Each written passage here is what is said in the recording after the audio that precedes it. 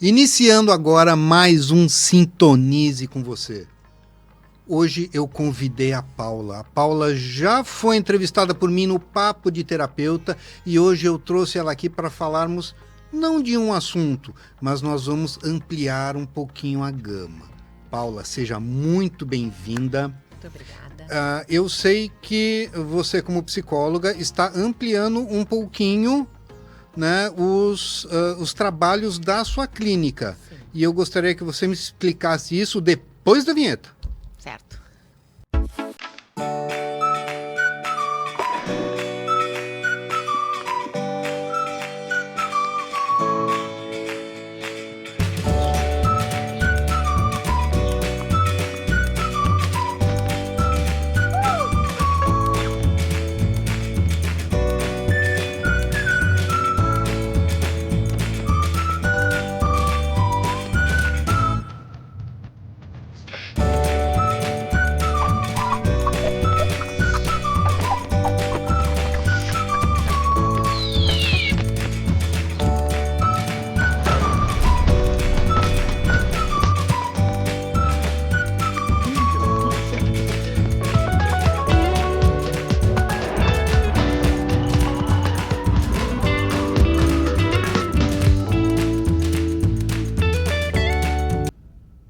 Então, novamente, seja muito bem-vinda.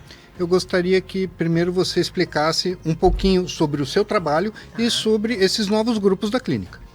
Então, sou psicóloga de formação, né? E sou apaixonada pelo que eu faço. Não me vejo fazendo outra coisa que não seja o fazer psi de diferentes formas para diferentes pessoas, diferentes demandas, diferentes lugares, né? Eu acho que o lugar da psicóloga não sai de mim nunca, Marco, né? Então, assim, isso é muito bom, assim. E uma questão que eu tenho da psicologia é de tornar ela acessível a todos, né? Então, assim, cada vez mais eu busco recursos, formas para levar, né, esse conhecimento, esse autoconhecimento, insights para a vida para as pessoas. Sem que as pessoas tenham uma demanda real e forte para uma terapia específica. Isso, né? Porque nem sempre a pessoa tem tempo, tem vontade, tem motivação, ou isso causa um estranhamento para ela. Mas ou tem quer encarar formas. algum monstrinho que a gente tem, todos temos. Todos temos, ou quer encarar. Muitas vezes a gente não quer enfrentar e tudo bem. E tudo bem, né? Eu sempre digo assim, ó, tem a hora, o momento e com a pessoa certa. Né? Só é importante a gente não esperar adoecer, ter um sintoma, ter algum conflito mais grave para daí procurar, tá? Então, assim, através tanto das cartas de insight, que vocês já conhecem, depois a gente pode tirar uma juntos, como agora dos grupos, né, que se chama Lentes da Consciência, que são diferentes temas abordados, né? Um tema por mês, 2 encontros em cada mês. Né? Por exemplo, o mês de abril foi eu e a minha relação com o dinheiro. Então, eu e uma outra profissional que é da área financeira, a Fábio. Então, a gente fez 2 encontros. Primeiro encontro, uma sacudida, tomada de consciência nessa área. E no segundo encontro, a partir dessa tomada de consciência, um plano de ação naquilo que está desconfortável para ti. Agora, o mês de maio, em função do mês, né, da questão do Dia das Mães, é eu e a minha relação com a maternidade. Não exclusivamente para quem é mãe. Eu, por exemplo, não sou. Mas a gente tem muitas formas de maternar. Então, deste lugar do maternar também, o que tu quer olhar? Tem, inclusive, a automaternagem. Como é que tu tá cuidando de ti da forma como tu gostaria de ser cuidada pelos outros?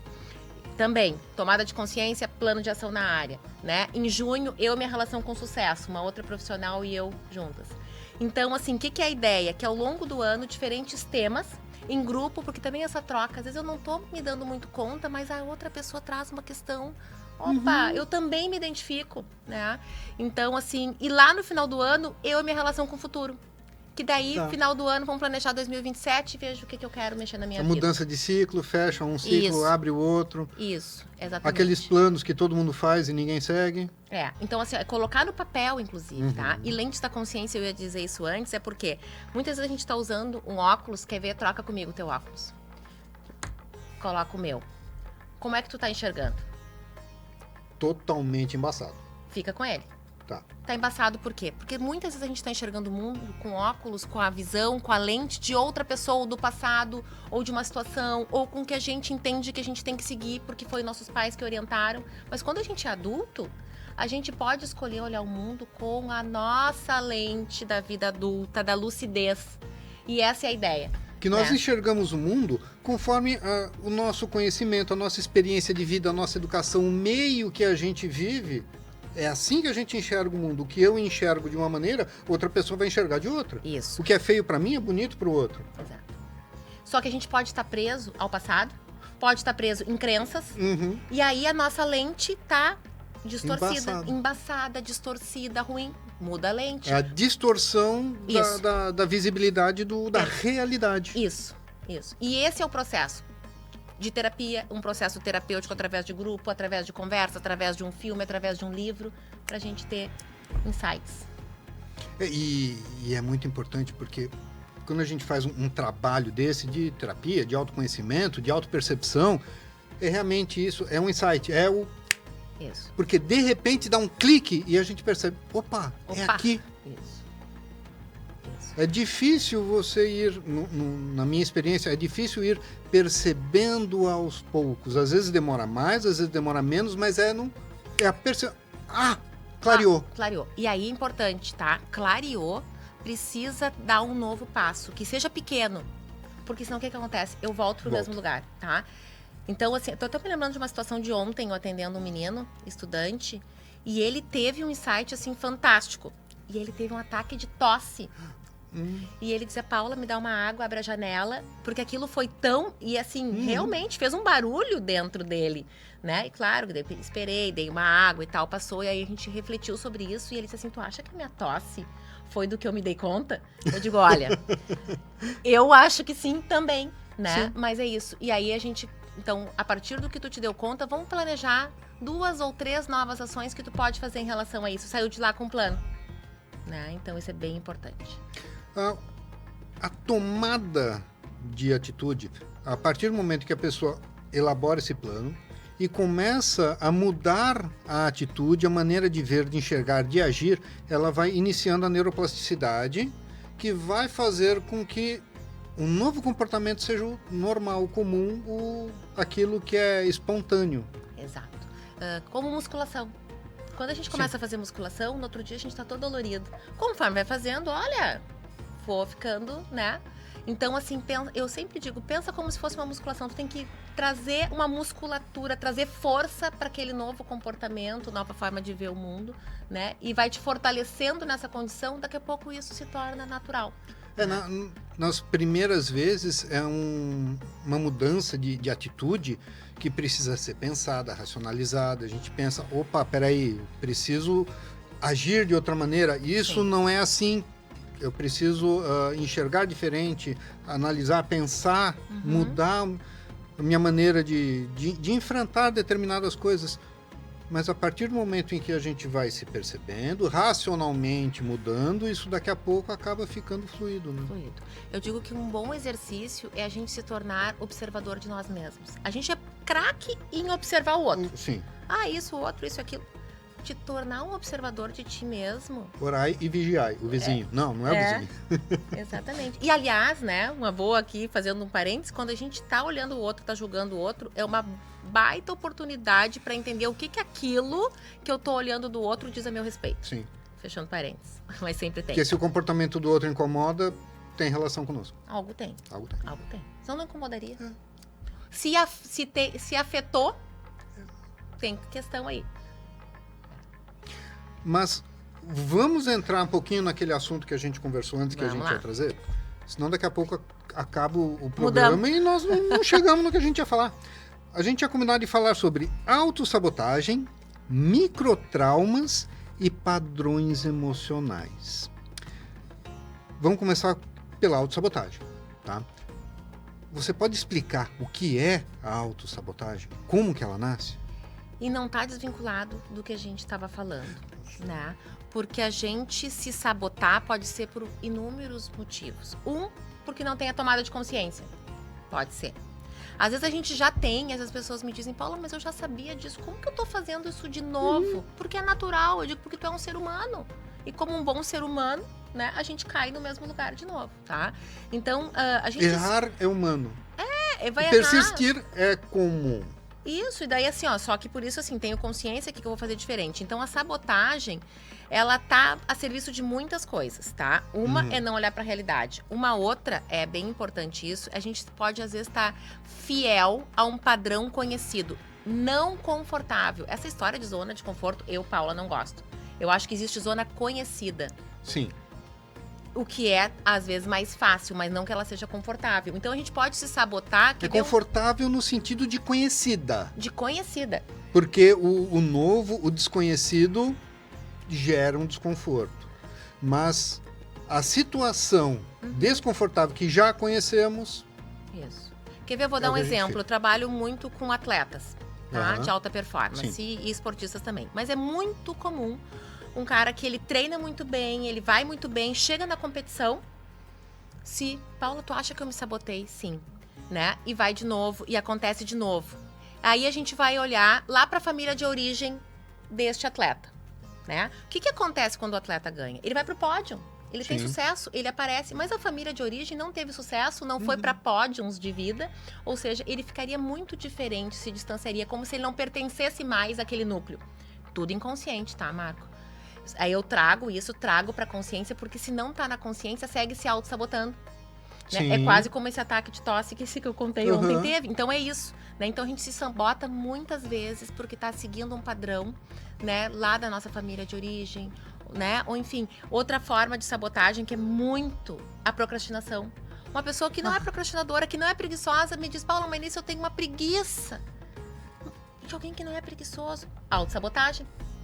Né? Então eu sempre digo, e a preguiça, a procrastinação, de novo, tá a serviço de seguir um padrão conhecido, não que seja confortável. É o padrão que a gente vai repetindo, muitas vezes nós nos culpamos por isso, mas não temos força ou conhecimento para mudar. Isso. Né? E qual a relação da autossabotagem e autoestima? O que acontece, né? Conforme a gente... Vou construindo junto contigo aqui, Sim, tá? claro. A pessoa vai se autossabotando, ela vai... por exemplo, no caso do atleta, vamos seguir nesse exemplo. Ele não vai tendo sucesso. Porque ele começa a acreditar, eu não sou bom, eu não sirvo para isso, eu não deveria nem ter me exposto a essa situação. Isso a gente pode pegar para diferentes áreas de atuação, tá? O que vai acontecer? Vai abalar a autoestima, que vai abalar a confiança, que vai abalar a performance na vida, seja ela qual for. Então, assim, sem a tomada de consciência, eu vou me sabotar, eu vou afetar minha confiança, vou abalar a autoestima, aí vira um ciclo. E esse ciclo chega a virar ali em crenças limitantes. Claro, porque eu passo a acreditar que eu não sou bom, passo a acreditar que eu sou sempre vice, passo a acreditar que eu sou isso ou aquilo. E o que eu creio, eu crio. Sim. E me limita de chegar onde eu quero. Né? E para enfrentar isso? Trocar o óculos. Né? Então, para enfrentar isso, assim, ó, quando uma situação se repete, eu sempre digo, olha, é melhor resolver, porque senão o mundo vai cocriar essa mesma situação com outros personagens em outros ambientes, e é uma oportunidade que tu tem de olhar agora. Então, quando uma situação volta e meia se repete na tua vida, aquilo é algo que precisa ser olhado. Porque senão o que vai acontecer? Eu trabalho num lugar que sempre as pessoas estão falando mal de mim. E no trabalho que eu trabalhava antes também sempre tinha. As pessoas estavam sempre falando mal de mim. Ok, eu não vou trabalhar com todas as outras pessoas que falam. Mas o que tem de responsabilidade tua para que as pessoas falem mal de ti? Quer trocar de trabalho? Troca. Mas primeiro resolve esse problema lá. Né? Quer te responsabilizar pela tua parte em relação a isso. Por exemplo, talvez seja colocar limites. Olha, Marco, eu não sei, mas quando tu tá me criticando, né, eu me sinto julgada. Qual é a tua intenção de falar assim de mim? Eu queria entender. E levar para o outro, né? E dar esse limite. Muitas vezes, um comentário que é para ajudar a pessoa, para que ela identifique que ela está errando, que ela não está sendo profissional, a pessoa enxerga de uma outra maneira. Isso.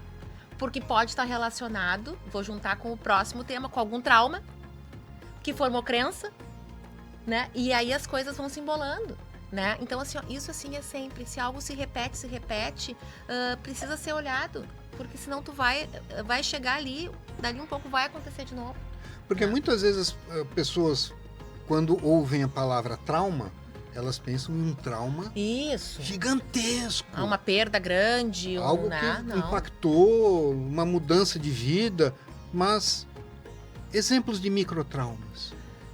Vamos pensar num exemplo de microtrauma. O que microtrauma pode ser para um, para o outro não é nada e para alguém é algo enorme. A gente não pode. Não, porque a gente não pode esquecer. Né? Exatamente, cada pessoa é única. Vou te dizer assim, ó, por exemplo, como é que a gente sabe... Um comentário sabe... desse no trabalho. Isso. Como é que a gente sabe que acessou uma memória de trauma, vamos chamar assim? Tá? Então aconteceu algo e eu tenho uma reação emocional desproporcional ao fato, né? Mas como é que eu sei que é desproporcional se para mim aquilo... Por quê? Traumatizou. Ótima pergunta. Por quê? Vai ser desproporcional se tu levou isso pro teu travesseiro. Tô lá de noite, tô pensando, durante o dia eu tô pensando nisso de novo, daí eu vou lá na minha terapia, eu levo esse assunto de novo, eu já digo, memória de trauma acionado aí.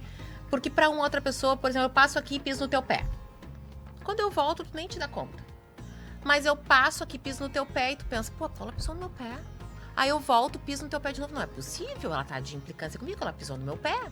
Aí tu tá falando comigo, tu já não consegue mais nem prestar atenção porque tu tá pensando no pisão do pé. Aí chega em casa e vai falar pra Márcia, tu não vai acreditar, chama a Paula, ela pisa no meu pé. Ou seja, o pisão de pé, que óbvio a Paula não deveria ter pisado no teu pé, te acompanha. É porque acessou uma memória de trauma, né? De algo que tu precisa olhar mais, né? Então, e se tu não olha, aí entra o micro, tu retraumatiza. Tá? E aí vai ficando. Então, vamos pensar, tu tá com uma mancha roxa aqui, e eu... já tá traumatizado. Sim. É um microtrauma. E eu não passei nada, eu não passei um iridoide lá, não botei um gelinho. E venho e dou outra pancada.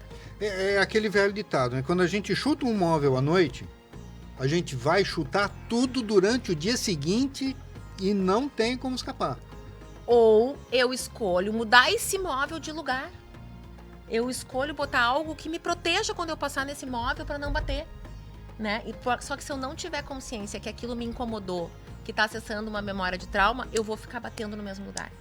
Às vezes, o start, né, a fonte desse trauma pode ser um simples comentário, alguma coisa que a gente ouviu quando criança, algo que hoje não damos intenção, mas lá atrás marcou. Eu vou te dar um exemplo bem interessante, assim, me veio agora, que eu acho que sempre com exemplo é mais fácil, tá? Sim. Uma pessoa que ela viveu uma história de abandono, tá? Ela viveu uma história grave de abandono. A gente trabalha muito sobre essa história, mas volta e meia, né? Aí eu tô atendendo essa pessoa online um dia, logo que começou a pandemia, que começou os online, né? E aí, claro, ela não podia me ver, ela sempre fazia presencial, mudou o jeito. Sempre tinha todo um acolhimento, né? Porque essa pessoa, ela precisa de um pouco mais. Em geral, a gente estava fazendo um vínculo. E ela me disse, Paula, tu tá fazendo outras coisas enquanto tu fala comigo. Ela disse pra mim. Né? Claro, o que aconteceu? Ela tava trancada dentro de casa, não podia me ver, eu tô lá. O que eu tinha feito? Abandonado ela. Não, né? Todo mundo tava trancado. E eu, na hora, peguei o computador, me lembro das cenas na mesinha e mostrei. Olha aqui. Olha tudo que tem na minha volta. Estamos só eu e tu aqui. Mas eu disse, olha ela aqui. Tinha a impressão que você estava falando com ela, mas fazendo outras coisas. Isso. Não, ela achou que eu estava com outra tela. Tá. Com outra pessoa. Ou seja, eu estava abandonando ela. E não tinha. Mas era porque tinha todo esse contexto trancado dentro de casa. Na hora eu mostrei. E ela, ai, que vergonha, eu não podia ter te dito isso. Eu disse, não, isso já é um trabalho terapêutico. Te acionou uma memória de trauma que ela existe. Se tu não dissesse, tu estava te abandonando. E então tu não te abandonou, tu cuidou daquilo que é muito delicado pra ti, que foi o fato de me dizer e eu poder te mostrar, e acabou aquilo, ela não retraumatizou, né? Então eu acho assim fantástico, e tem uma frase que eu sempre repito, e isso evita que a gente retraumatize também, tá, Marco? Que é a dor que eu senti, por exemplo, se a minha dor é a dor do abandono, é a dor que eu causo, ou em mim ou no outro. Então, é muito importante que a gente conheça quais são as nossas dores. Eu não tenho como voltar lá no passado e voltar, ah, não, então agora essa mãe, né, pelas questões dela, não pôde ficar com essa criança e a criança se sentiu abandonada, vamos voltar lá. Não, é agora. Então eu tenho que estar atenta a essa dor para que eu não me retraumatize. E ali poderia. Por exemplo, ela poderia dizer, não quero mais fazer terapia contigo.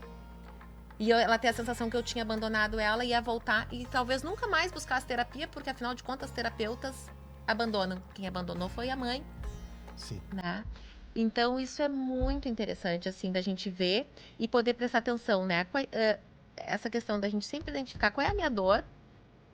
Em geral, é aquilo quando me causa uma reação desproporcional ao fato, é porque acionou aquela memória de dor, e é uma oportunidade que a gente tem de olhar para aquilo e dizer algo, e perguntar, e ver o que aconteceu realmente pra gente não se causar essa dor. Vou trazer um caso real. Tá. Uma pessoa sempre fala que o pai dela nunca estava presente. Ele estava em casa, mas ele não estava presente. Ela lembra dele sempre atrás de um livro, atrás de um jornal. Ela fala, ele cruzava os pés e colocava a gente sentado no pé e ficava balançando. Mas ele não estava com a gente, ele estava lendo jornal. Eu vejo como sim, ele estava ali, estava presente, ele tinha contato com os filhos, mas para ela vê isso como um abandono, talvez uma falta de proximidade. Sim. Como que você analisa isso? Essa pessoa, tu sabe a idade que ela tem essa memória? De que idade era? 3, 4, 5 anos. Isso. Então, ela era pequena. Isso é a criança. A criança não tem toda a consciência que o adulto tem de ter. Ah, não, ele tá aqui, mas ele estava preocupado com outras coisas, ele tá fazendo o melhor que ele pode. Não tem toda essa compreensão. A criança é o sentir. O que ela sente ali é o que fica como verdade, que vira uma crença, que vira uma forma de enxergar o mundo, né? Então, começa lá pequeno. Se tu não olha para isso, por exemplo, não diz isso em voz alta para alguém que possa te ajudar a pensar e tu ressignificar essa cena, tu funciona assim no mundo, né? Então, se eu me sentia ali com um pai ausente, com alguém que não me dava atenção, que eu estava sempre ali carente, eu posso, por exemplo, cocriar na minha vida relações de codependência. Porque eu tô carente de pai, fiquei com esse vazio, eu vou criar relações de codependência. Então, eu tenho que ter sempre no colégio a amiguinha que tá sempre colada, que eu não posso descolar, que senão... Aí depois eu começo a namorar, eu tenho que estar sempre junto, o outro sempre junto, eu não posso. Aí eu caso e eu preciso estar sempre junto, ou não consigo trabalhar, tenho filho, não deixo o filho sair de casa. Isso vai me acompanhando em diferentes, porque aquele trauma lá da criança, que os pais não tinham intenção, acompanha na infância, na adolescência, a vida adulta, todas as fases da vida, vai permanecer. Mas se eu olhar para o que aconteceu lá e poder mudar a lente com o olhar da minha adulta consciente, eu posso não ficar mais refém dessa sensação, né? Porque a gente se torna refém. Totalmente. Total. Né? E é muito comum. Então, assim, eu trabalho muito isso no consultório, assim, com as dores, com as memórias da criança. E aí eu digo assim, tá, e essa dor é de quem agora? Aí a pessoa me diz, tá, é da minha criança. Sim, e tu pode acolher essa tua criança. Eu digo, imagina que tá aqui do teu lado, dá a mão pra essa tua criança, diz pra tua criança, o teu pai tava ali, mas isso, sabe? Tu pode ir ressignificando, né? E por isso que eu, quando trabalho muito também com orientação de pais, eu digo, digam o óbvio. A mãe tá aqui, tá precisando resolver isso aqui, mas agora eu larguei o telefone, desliguei, eu não vou mexer, agora eu tô só aqui contigo. Vamos ficar, diz o óbvio pra criança sentir aquilo, né? Porque senão não, é o presente ausente. Sim. Né? Então diz o óbvio ali que tá acontecendo. Às vezes até ficar com a criança, olha, eu tô aqui contigo, vem cá, me abraça, fico no colo, eu tô resolvendo uma coisa aqui, mas eu tô contigo. Mas tô dizendo. Sim. Porque a criança, ela vai interpretar com aquilo que ela tem condições naquela cabecinha daquele momento, né? E muito é do sentir. Muito. Criança sente muito contato, né? Muito contato, muito. O contato físico, o contato de olhar, De olhar, é muito importante de para as olhar. crianças. Exatamente. E numa situação dessa, de um sentimento de abandono, essa pessoa adulta, quais são possíveis autossabotagens que ela faz com ela mesma? Ela se abandonar. Então, ó, a dor que eu senti é a dor que eu causo, ou em mim ou no outro. Então, a minha dor, a minha ferida é o abandono. Eu me abandono, eu não cuido da minha alimentação, eu não me exercito, eu podia ter muito sucesso na minha profissão, mas eu não faço as coisas, eu não dou os cursos, eu não marco as pessoas, né? É uma forma de abandono, tá? Então isso ou eu passo a ter relações onde eu abandono o outro. Eu me torno aquela mãe que eu não gostaria de ser. Eu digo que eu tô ali, mas eu tô ausente. Eu arrumo um trabalho que eu preciso viajar todos os dias da semana. Tá. E eu preciso terceirizar e não tenho a intenção. Faço um outro caminho e chego no mesmo lugar, se eu não tenho consciência. Então eu vou, se não tiver consciência, a dor que eu senti, eu vou causar em mim ou no outro. E aí tem que estar sempre observador de si mesmo. E a autossabotagem também é afetar o outro. Porque afeta o relacionamento. Afeta o relacionamento, também vai ser. E a gente vai fazer, né? Faz. Mesmo tendo consciência, sabendo de tudo. Eu brinquei com a minha psico no início do ano. Eu tive um problema de saúde e que, assim, eu sempre olho, né? O sintoma, o que isso quer dizer, né? A meu respeito e tal. Que eu também faço esse trabalho comigo. Daí eu brinquei com ela, eu digo, rodei, reprovei, vou ter que repetir. Aí a gente viu toda a questão, né? Daí ela disse, não, Paulo, tu viu como foi importante ter acontecido, porque tu já olha de um outro jeito, já te comporta de um outro jeito diante disso. E sou humana também, né? Não é porque eu estudo, porque eu faço, porque eu já tenho consciência que daqui a pouco não vai acontecer, né? A gente pode daqui a pouco cair no mesmo lugar, né? Mas ela dava risada, eu digo, reprovei de ano, vou ter que voltar lá umas casinhas, né? E é isso, né? Existe um pensamento de algumas pessoas que psicólogos, psiquiatras, psicoterapeutas não têm problemas. São emocionalmente perfeitos, porque ele gente... Eu tenho uma outra frase Uau, que eu digo assim, ó, a gente ensina, Marco, a gente ensina aquilo que a gente mais precisa aprender. Por que será que eu fui escolher fazer psicologia? Sim. Né? Então, tive e tenho as minhas dores, as minhas questões, só que eu identifico, eu sei quais são, né? Então, em geral, quem escolhe, né, cuidar do outro, teve as suas questões, que não precisa ser uma grande, né, enfim, mas também teve, e vai ter. Né? Então a gente não se torna até porque daí não seria genuíno, claro. Né? Não seria de verdade, né? Nós estamos aqui para sentir, para ter frustrações, para errar, para ter medo, para amar, para tudo. E as pessoas até acham, às vezes idealizam, né? Eu não gosto de ser essa pessoa idealizada das pessoas que me procuram, né? Mostro realmente como eu sou, atendo eventualmente as pessoas dentro da minha casa, inclusive, né? Porque é isso, sou de verdade, vida real. Essa semana aconteceu um fato, uma pessoa que eu atendo toda terça-feira às 10 horas. Mas a minha mãe estava na minha casa, dormindo, passou mal, eu não tinha como sair. E eu não queria sair, eu não queria deixar ela lá, embora meu marido estivesse em casa, minha sobrinha, mas eu senti que eu deveria ficar. Aí eu mandei mensagem, ela não viu a minha paciente, eu liguei, ela não viu, né? Eu digo, bom, ela chegou no consultório, né? E aí me ligou, Paulo, eu tô aqui. Eu digo, mas eu não vou. Eu te liguei, tu não viu. Eu tô com meu telefone desligado, como é que eu faço agora? Eu digo, olha, a gente vai precisar remarcar, né? Hoje tu tá tendo a oportunidade de conhecer a vida real, né, da tua psico, que teve um imprevisto, né, e que não pôde ir. E eu atendi ela hoje de tarde, né, na minha casa, que nunca tinha acontecido, porque daí eu sempre atendo online nas sextas, mas ela não gosta online. Eu disse, olha, tu pode vir, eu te atendo na minha casa. E foi um aprendizado para ambas, porque eu detesto desmarcar alguém. Mas naquele momento, a urgência era minha mãe. O importante era o paciente. Aí eu atendi a urgência. E hoje eu atendi o paciente, que é o importante. Né?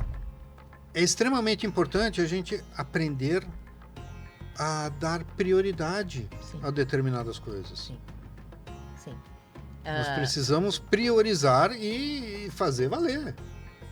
Exatamente. Só que ali, assim, ó, se isso é uma regra na minha vida, acontece as coisas, eu desmarco, não.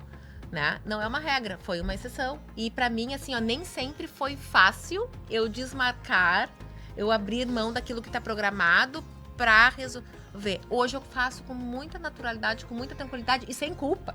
Sim, né? Esse é o mais importante. O mais importante, sem culpa. Porque assim... E às vezes vai surgir a culpa, tá, Marco? Isso é uma outra coisa. Quando a gente tá mudando um padrão de comportamento, a culpa nos acompanha. E sustentar a culpa é ficar no seu lugar de adulto. Tá? Me explica melhor. Vou te explicar. Por exemplo, esse exemplo meu, né? Sim. Então eu poderia ficar extremamente culpada. Pô, ela foi até lá. Então, quem sabe tu espera aí, porque eu tô culpada, porque eu não podia abandonar minha paciente lá. E podia deixar minha mãe ir pra lá. Tô refém da culpa. Mas me bate a culpa, pô, não podia fazer, ela não ouviu a minha ligação. Imagina que impressão ela vai ter de mim. E eu tenho noção total que eu tô fazendo a coisa certa e eu tô culpada porque eu não deveria fazer tanto que atendi ela depois e eu sustento, não, eu vou ficar aqui, né? Aqui é mais importante e eu dou conta de sentir essa culpa, retomar com ela e atender o que eu tô atendendo. Agora eu vou me livrar de um sentimento de culpa. Vamos lá. Que eu tava me esquecendo de alguma coisa. E Vamos ver. a Kaluki, ela fabrica vários e vários temperos e eles estão apoiando o Sintonize com você. Olha que Então legal. aqui nesse kitzinho nós temos creme de alho, Olha. passar no pãozinho, colocar na churrasqueira, Alho frito. alho frito Ah. e é bem sequinho, uma delícia. Aqui é o outro. A tampinha caiu, mas Caiu. tá lacrado. E um salzinho grosso Olha. temperado. Não, se tu não anuncia, como é que a gente vê tudo isso? Vamos ver se tem cheiro. Não tem. Exatamente. Muito Pode bom. abrir porque é seu. Eu adorei. Ah, E esses dois aqui, ó, depois eu vou usar pra fazer um outro tipo de sal que eu uso pra cozinhar. Que eu aprendi com meu pai. Ele não deixou a receita e eu fui experimentando meio alquimista e cheguei na receita. Quando eu vi esse aqui, ó, alho seco, eu pensei, esse que eu quero pra minha receita Tá. também. Muito bom, vou levar. eu misturo o sal, Tá? sal normal, com várias ervas. Isso. Eu coloco manjericão, eu coloco salsinha, eu coloco Orégano. cebolinha, orégano. Alecrim. Eu coloco não seco, não desidratado, mas verde, Uhum. né? Põe no vidro, o sal vai absorver o sabor, deixo fechado durante um tempo, depois eu abro para evaporar, o sal fica bem sequinho, fica Tá. uma delícia. Eu faço esse também. Muito bom, muito obrigada. Depois eu quero a sacolinha pra levar tudo. Sim, Levarei. voltando ao nosso assunto, Vamos lá. tá? Quando a gente fala de trauma emocional, quando a gente fala de autossabotagem, isso tudo vai gerar padrões de comportamento. Sim. E os padrões de comportamento também estão relacionados aos padrões emocionais. Sim. Como é que funciona toda essa salada? A gente separa, sempre digo, pra ser didático. Né? Sim, porque precisa. Porque tá tudo junto misturado, né? Que nem o nosso sal temperado. É tudo, a nossa cabeça é isso aqui. É isso aí, é perfeito, né? E aí a gente separa aqui as crenças, aqui o padrão emocional, aí vem a história familiar, né? A gente separa tudo pra ser didático, mas é tudo misturado, tá? Então, assim, o que vem primeiro? Eu vou separar, tu é criança, antes, tu é pai, uma mãe engravidam, né? Existe um desejo inconsciente, né, sobre a vida desse filho. A própria escolha do nome. Tem o desejo consciente e o inconsciente. Isso, perfeito. E o inconsciente é que muitas vezes é o que vai... É o que manda no consciente sem a gente é o saber. que começa a traçar o padrão, as crenças. É como se a gente, ao nascer, viesse um script da nossa vida ali, tá? Mais ou menos até os 5 anos a gente tá nesse script.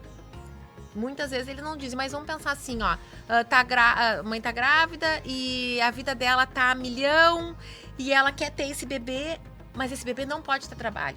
Então o desejo inconsciente é que não dê trabalho, que dê tudo certo, porque já tá tanta coisa bagunçada que eu quero muito essa criança, mas ela não diz isso, ela vai dizer, eu quero que venha com saúde, que dê tudo certo, e também quer. Tá? Sim. Aí essa pessoa, ao longo da vida dela, então o que ela aprende? Ela fica lá no berço quietinha, ela nem chora muito, né? Aí ela vai pra escola e a filha é comportada. Aí tem os outros irmãos que fazem bagunça, ela é aquela que acaba tomando dos irmãos porque também, né, não quer incomodar. E ela aprende que pra ela ser aceita no mundo, padrão de comportamento, crença, preciso o quê? Ser boazinha, ser legal, não dar trabalho. O que é não dar trabalho? né? Então, se estabelece aí um padrão de comportamento, né, que vai refletir nas relações, vai refletir nas escolhas, né, que muitas vezes, né, tem um caminho muito bom, mas também pode ter ônus. Por exemplo, essa boazinha, pode ser que as pessoas entendam que a boazinha a gente sempre pode deixar para depois. A boazinha a gente pode passar para trás, né? E aí a boazinha, que é sempre passada para trás, começa a pensar, ai, as pessoas, né, elas me usam. Eu não devo ser tão interessante, porque daí as pessoas baixa a autoestima. E aí, isso que tá tudo junto. Aí vira o sal temperado, né? Por exemplo, trabalho terapêutico. Vamos identificar, vamos voltar lá atrás. Qual é uma pergunta que eu faço? Qual era o momento de vida dos teus pais quando eles ficaram grávidos e as pessoas dizem assim, mas pra quê? Ah, tá. Deixa eu pensar, o meu pai recente tinha passado num concurso, a minha mãe não sei o quê. Aí a minha mãe parou de trabalhar pra cuidar de mim. Opa, tem uma dívida afetiva aí, né?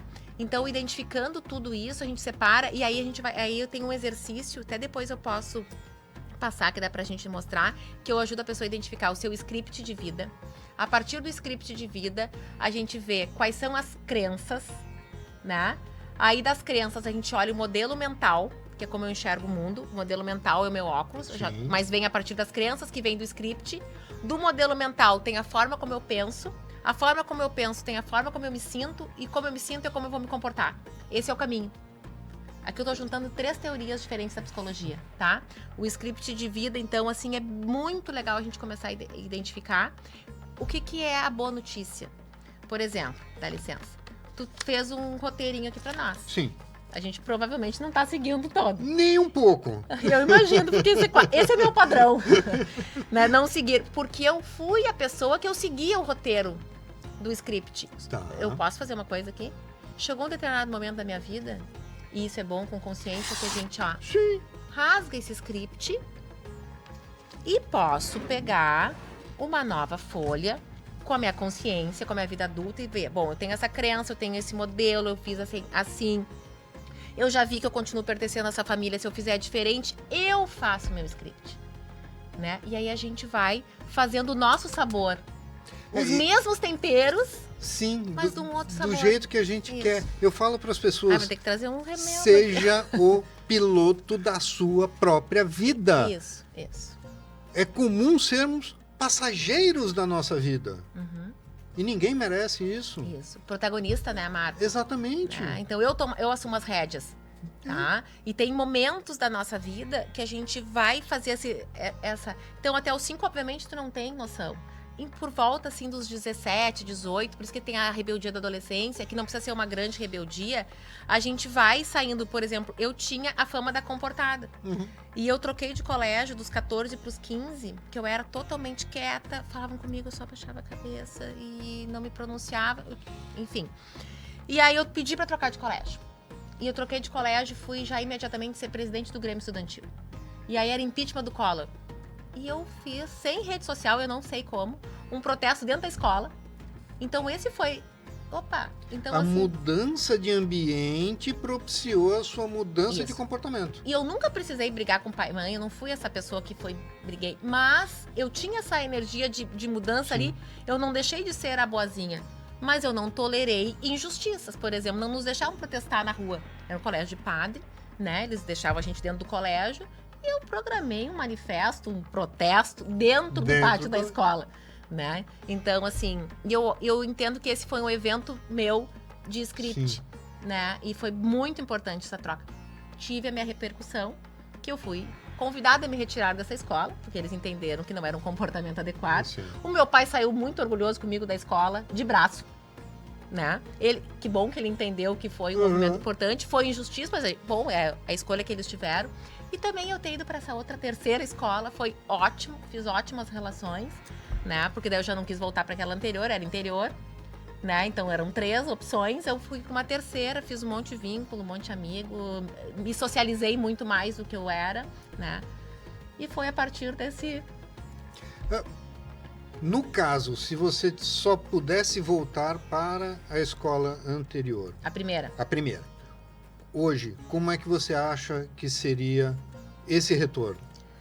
Fácil, difícil, iria puxar para o comportamento anterior? É muito interessante, porque assim, as pessoas que eram dessa primeira escola, quando eu fui pra segunda e pra terceira, aí eu me tornei amiga. Porque daí eu já não tava mais refém daquele comportamento de quietinha, de envergonhada, que naquele ambiente eu não conseguia, né, fazer diferente. Sim. Tá? Então, assim, ó, a gente também, e quando eu atendo adolescentes, eu sempre mostro também que quando eles começam a protestar, começam a fazer coisas assim, claro que a gente vai dar o limite necessário, né? Mas é uma forma de a gente ir criando a nossa identidade, aquilo que a gente quer, que a gente acredita, conforme a gente, né? Aí os pais vão dando os limites para ficar algo adequado, obviamente, Sim. né? Quando eu conto isso que eu fui, né, convidada a me retirar, e eu atendo muito adolescente, eles me olham assim, o que tu fez? Como assim, né? Sim. Aí eu tenho que contar a história pra... Né? Mas Não, assim. e isso é muito bom para criar esse vínculo com Sim. os pacientes. Uhum. Porque... Eu não posso contar de primeira, né? Senão não vão achar assim, o que é essa? Sim. Mas é importante porque muitas vezes o próprio paciente vê o terapeuta como alguém distante e aí ele não se abre. Sim. Tem dificuldade. Com certeza. E é absolutamente normal. É. Mas eu quero aproveitar essa pausa para falar com quem está nos assistindo. Você pode entrar em contato comigo através do telefone, Instagram, eles vão aparecer aqui na tela, e pedir para entrar na comunidade do Sintonize com Você. Ali você vai poder ter acesso a mim, aos convidados, a outras pessoas, tirar dúvidas, opinar, conversar com a gente. É muito importante. E ali existem algumas informações que são exclusivas só para quem está no grupo.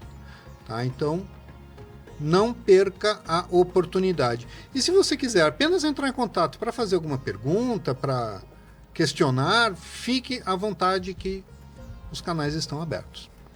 Outra coisa, você está nos assistindo ou pela televisão, canal 524 da Claro, você também pode acessar o streaming, que é rsplay.com.br, ou também você pode nos assistir pelo YouTube e pelo Spotify. Então, a RS Play está aonde você estiver. Recado dado. Outra coisa, tá? Essa relação paciente e o terapeuta, às vezes ela degrada. Uhum. Só que muitas vezes é difícil das partes perceberem. Só que para de ter progresso na terapia. Sim. Tá? Ou acontece que o paciente começa a mentir. Uhum. Ele fala que está melhor, que está tomando atitudes e não está. Sim. Em tudo isso que a gente está falando. Também é uma autossabotagem. Exatamente. Exato. Mas por que ele está se auto-sabotando? Ele vai no terapeuta para buscar uma melhora e mente que está melhorando. Uhum. Aonde que ele está travado? Tá mentindo pra ele, né? E assim, né, Marco, eu trabalho muito com toda a ciência que eu aprendi, do que eu estudo com a teoria, mas eu conto muito com a minha presença ali, com a minha intuição. Uhum.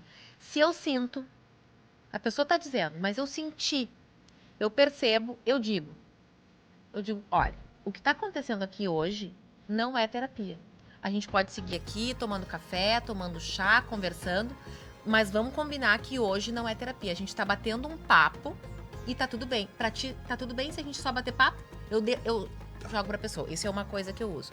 Ou eu digo, olha, eu não sei, mas eu estou com a sensação, né? Eu posso estar completamente errada, mas claro, a gente tem uma aliança, já tem um vínculo, né?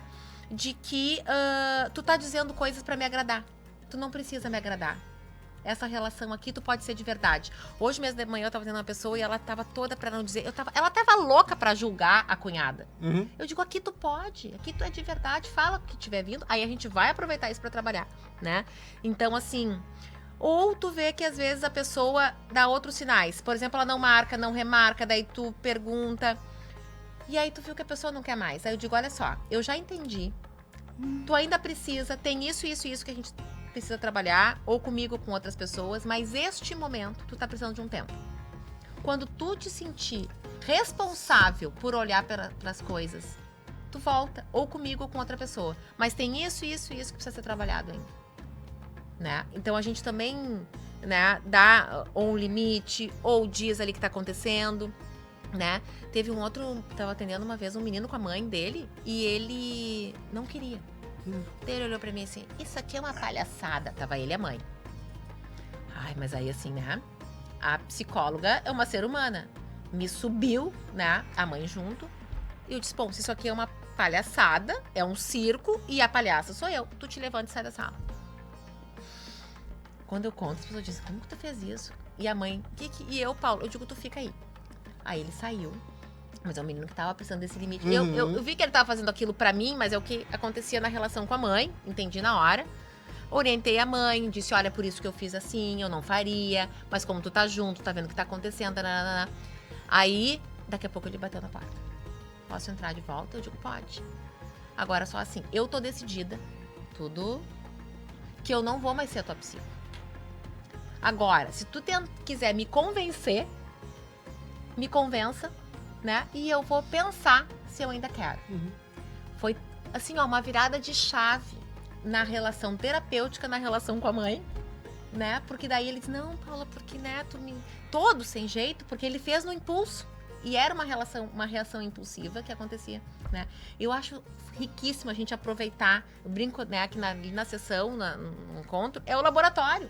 Então, tudo que acontece ali, acontece na vida. Sim. Né? A gente aproveita, e eu gosto de aproveitar. Foi um caso ali de hierarquia. Total.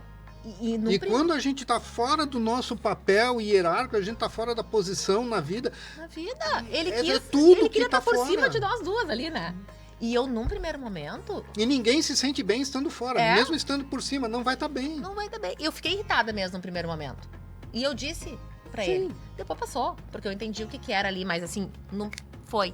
E aí, por isso que eu digo, então assim, tudo que acontece, a pessoa fazer de conta, ou a pessoa contar o que tu quer ouvir, ou ela mentir pra... Tudo isso acontece na vida dela. Então, uma boa técnica que eu uso é sempre dizer, olha, eu acho que tá... né? E aí, é uma oportunidade que tem. Tem pessoas que vão, né? E não vão voltar mais, né? E tá tudo certo, né? Ou voltam depois de muitos anos. Né? Eu tenho muitas pessoas que eu atendi, mas diferentes fases da vida, porque como eu faço muito papel de orientação parental, então eu atendo orientando os pais e é uma criança pequena. Daqui a pouco essa criança pequena vem quando é adolescente, porque ela quer. Aí tá entrando na vida adulta, quer retomar de novo, isso eu acho fantástico, né? E aí eu aproveito que eles ficam assim, Paula, como é que tu lembra de tudo? Eu resgato, Marco, coisas lá, que até tem a ver com todo esse tema, vou dar esse exemplo, lá do passado. Eu tenho uma menina que eu orientei a família quando ela tinha 2 anos. Ela tá formada na faculdade agora, tá? Com 2 anos ela era mordida na escola. E a mãe dela me disse, Paula, eu quero que tu me prometa que ela não vai mais ser mordida. Eu era psicóloga da escola na época. Tá. Eu disse, eu não posso te prometer isso. Eu posso dizer que eu vou orientar melhor os professores, que eu vou cuidar e tu vai ajudar a tua filha a se posicionar. Passaram-se anos, eu atendi ela como atleta. É uma menina que tinha uma questão lá com o técnico, ela precisava se posicionar e nem sempre ela conseguia. Passaram-se mais muitos anos, ela me procurou, ela daí, como adulta. Qual é a demanda ainda da vida dela? Ser mordida. Porque lá, trauma. Literalmente, né? Sim. Não foi... Veio vindo com ela. Então, assim, ó, eu tive essa orientação com a família, depois era esse acompanhamento que eu identifiquei isso que acontecia lá, mas não era bem isso. Aí, ela adulta, ela se dando conta, daí eu recapitulei na primeira sessão, ela disse, como é que tu lembra de tudo isso? Eu lembro, é meu papel lembrar, é meu papel também te trazer pra te poder reconstruir. Tu vê quanta coisa, né? Então, assim, se passaram, ela deve estar com 24, 25 anos, isso ela tinha 2. Né? Então é lindo assim da gente ressignificando, né? Mais de 20 anos atrás, e isso precisa trazer para poder ser trabalhado e resolvido. Para poder ser trabalhado e resolvido. Né? E é trabalhado de um jeito aos 2, com outro jeito aos 14, mas isso está acontecendo ainda porque não foi aprofundado. E eu acabei de olhar ali pro lado e vi o reloginho.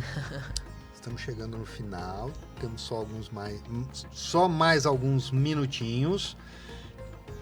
Eu vi que você trouxe algumas coisinhas aí. Sim. Trouxe 2 coisas pra ti. Um descomplexo vitamínico. Vou te medicar. Descomplexo vitamínico. Vitamínico. O nome do espaço lá da clínica é Unstuck. que Uhum. quer dizer desempacar, desacomodar, sair do lugar, né? Para descomplexar a vida. Então, para os pacientes lá, eu digo, eu vou te medicar. Então, é um descomplexo, dentro de cada cápsula tem uma frase. Vamos ver que medicação tu tira para ti aí. Vamos ver aqui. Que são tudo instrumentos, né, Marco, assim, que facilitam a aproximação, que também, assim, a pessoa sai com algo, dá um significado, né? Não é terapia, mas é terapêutico. Não, tu tem que abrir a cápsula. Não, já. Já abriu. Eu quero ver ele ler agora ali, ó. A letra é bem miudinha. Deve ser uma letrinha daquelas Pra caber que... toda a frase. Prestar atenção na vida é o que a torna interessante. Ó, que eu já disse, né? A gente se tornar observador de nós mesmos. Sim. Né? No que é bom, no que não é bom, no que é confortável, no que é desconfortável. Quanta coisa boa que a gente não aproveita porque não presta atenção e quanta coisa ruim que a gente fica preso Sim. porque não presta atenção e Fica não aí sai daquilo. hiperfoco naquilo, né? É. E as minhas cartas de insight, né? Que é o criei o ano passado. E são cartas de insights de sessões de terapia. Que uma paciente uma vez me disse, Paula, esses insights que a gente compartilha no final, assim, porque eu sempre pergunto no final da sessão pra pessoa, o que tu aprendeu a teu respeito hoje? De novo, pra sair com algo e poder pensar em ação pra vida, né? E a pessoa diz e ela tem um caderninho que ela escreve. E aí eu comecei a gravar vídeos, né, sobre isso, e aí eu tinha vontade de ter umas cartas, daí eu escrevi as cartas, então já vai sair volume 2, porque não param de sair insights, né, conforme a gente vai fazendo. Então eu vou fazer o exercício contigo, que eu acho que eu já fiz outra vez, não fiz? Fez. Então vamos fazer assim, ó, vamos te trazer para o momento presente. Diz o teu nome completo, eu, Marco Antônio Marzola, filho filho do Torvaldo Antônio Marzola Filho, e da Ivone Pontim Marzola, e este é meu lugar no mundo. e esse é meu lugar no mundo. E deste lugar eu vou olhar para algo importante na minha vida agora. E desse lugar eu vou olhar para algo importante na minha vida agora. E aí tu respira, traz consciência. Vamos ver. Como você faz uso da sua liberdade? Essa é boa.